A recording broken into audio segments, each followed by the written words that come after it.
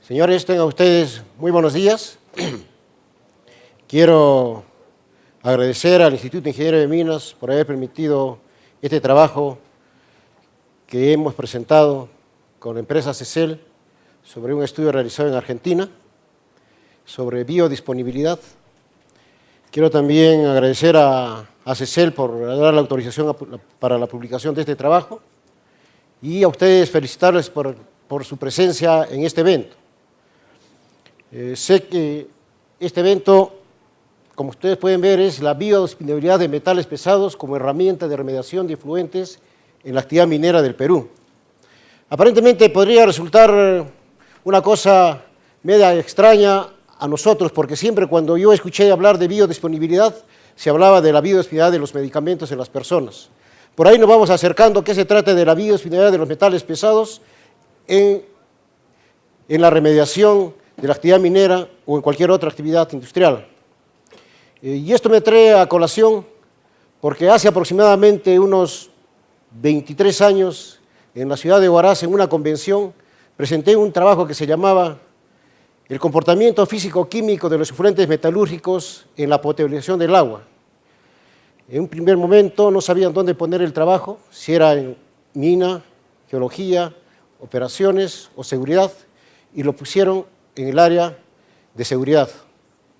Hoy este tema pertenece a la biodisponibilidad, o sea, cuánto de los metales pesados afecta o puede ser asimilable por los seres vivos, vale decir, por las personas, los animales y plantas. Y este trabajo, yo vine pensando cómo lo podría enfocar desde un punto de vista técnico, de investigación, o de un punto de vista de aplicación.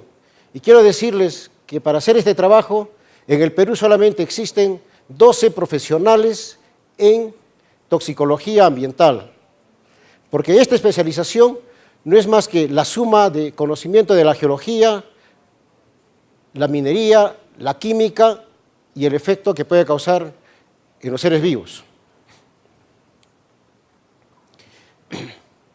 En este cuadro podemos mostrar cuánto significa la contaminación que se ha venido por efecto del incremento de la industria en el mundo. Todos sabemos que desde que apareció el hombre en la Tierra hasta el año 1950 fuimos 1.500 millones de personas y del año 50 a la fecha estamos llegando ya a los 6.000 millones.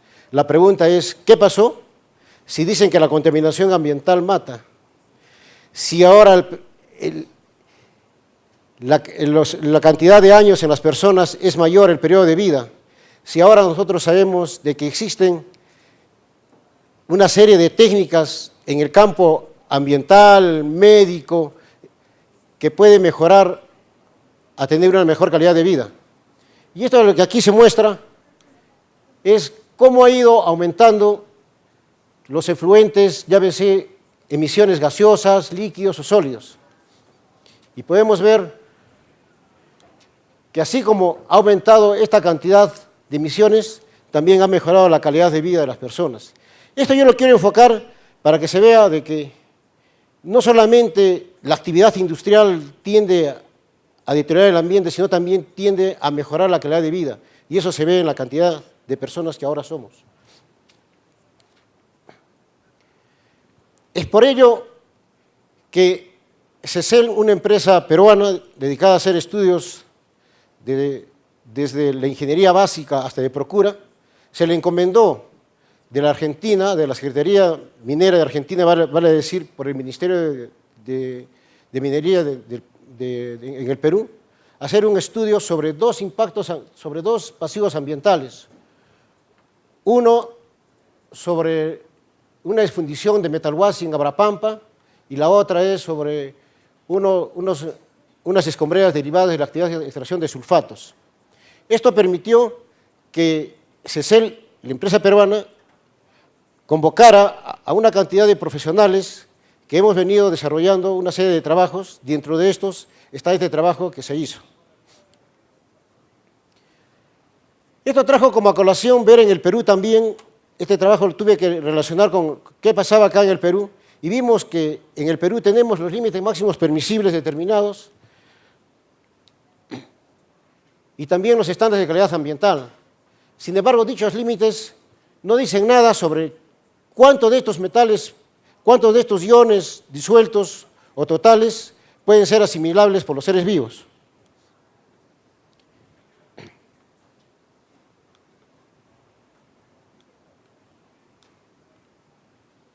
No avanza. No. Sí, sí.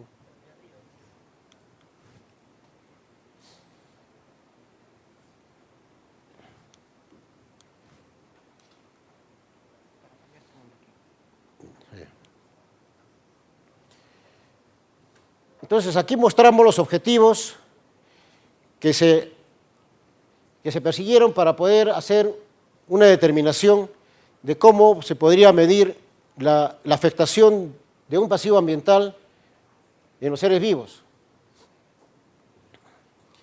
Y de entre estos tuvimos que determinar que la biodisponibilidad se podría utilizar como una herramienta de remediación, pero para eso primero tendríamos que saber qué es la geodisponibilidad y qué es la biodisponibilidad.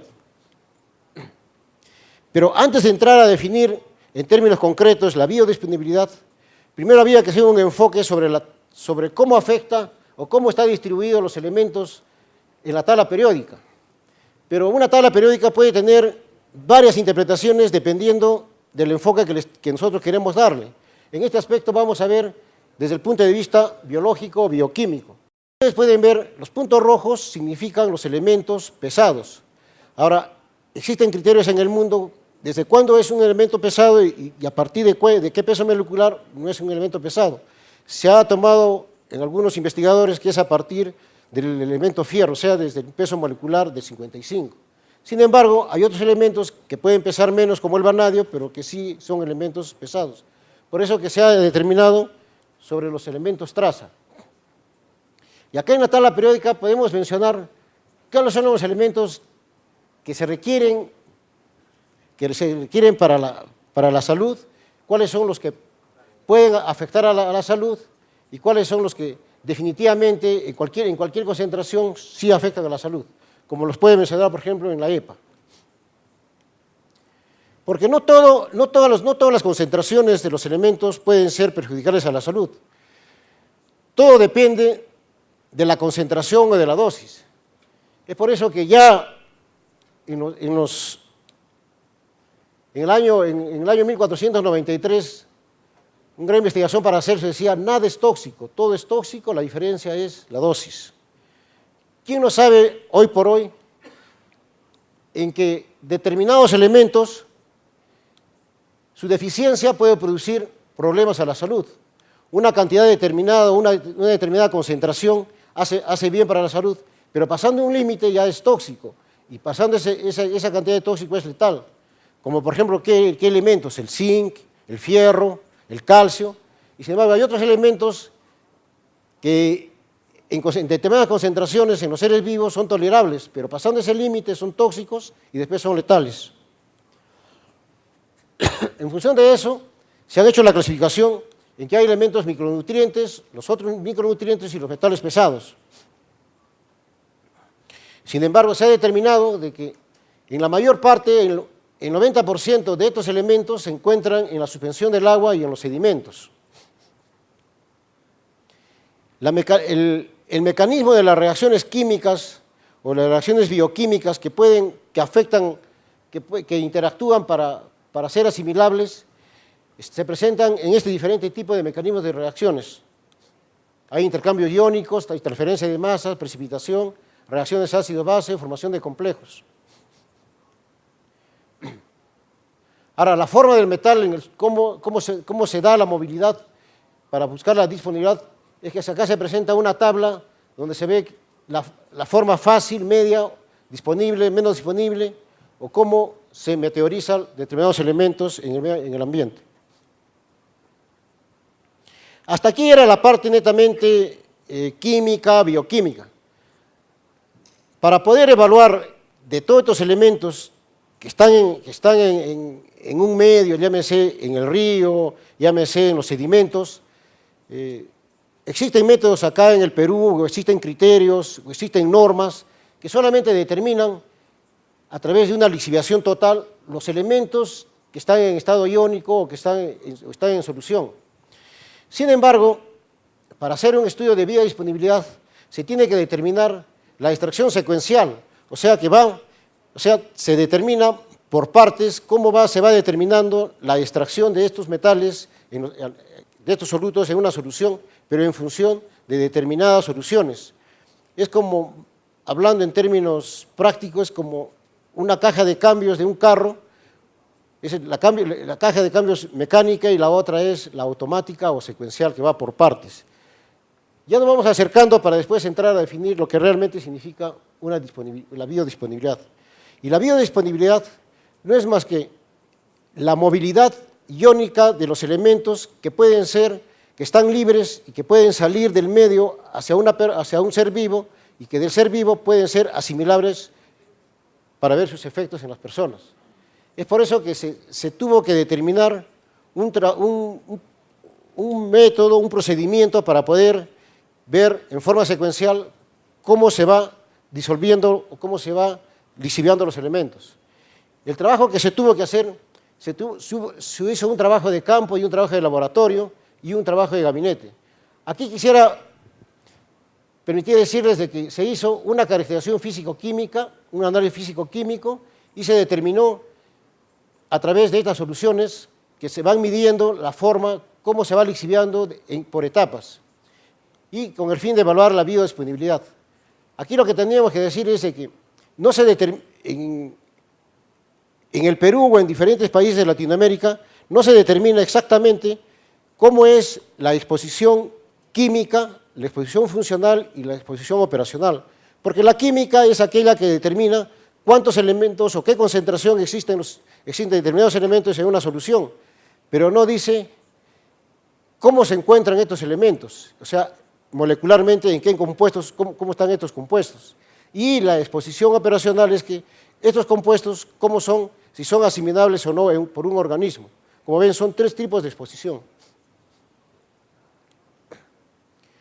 Como conclusiones podemos decir que la biodisponibilidad ambiental de los metales pesados es un buen indicador para caracterizar principalmente la calidad de suelos, sedimentos, ya que la concentración total de algún elemento pesado no tiene relación alguna con la absorción de los seres vivos, y porque la biodisponibilidad ambiental depende en gran medida de las especies o estado de oxidación geoquímicas en que se encuentra la sustancia en el medio.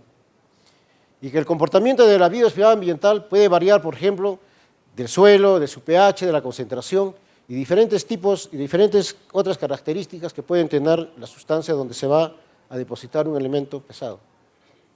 Y la biodisponibilidad ambiental permite diferenciar los factores naturales de los antropogénicos, de los metales pesados. Otra importante conclusión es que la geodisponibilidad y la biodisponibilidad permite establecer la magnitud del riesgo ambiental.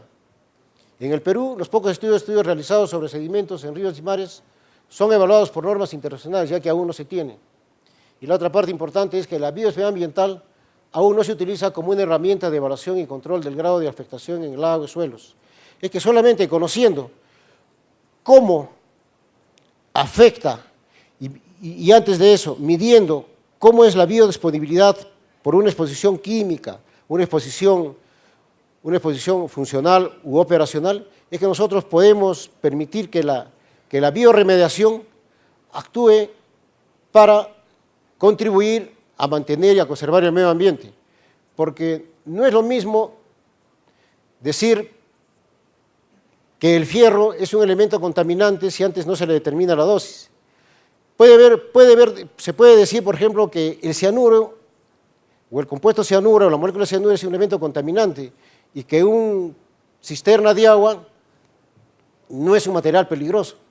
Sin embargo, una cantidad de una sustancia como el cianuro en miligramos por litro puede ser aceptable, como por ejemplo un cianuro que está en la yuca, mientras que una cisterna de agua caminando por un determinado sitio sufre un impacto y se rompe el cisterna, va a ver de que esa cantidad, a pesar de esa cantidad de agua potable, se convierte en un material peligroso. Todo depende, como le digo, es de la dosis con que se mide esto. Es como, por ejemplo, las plantas cumplen una gran función en la biodisponibilidad de la remediación.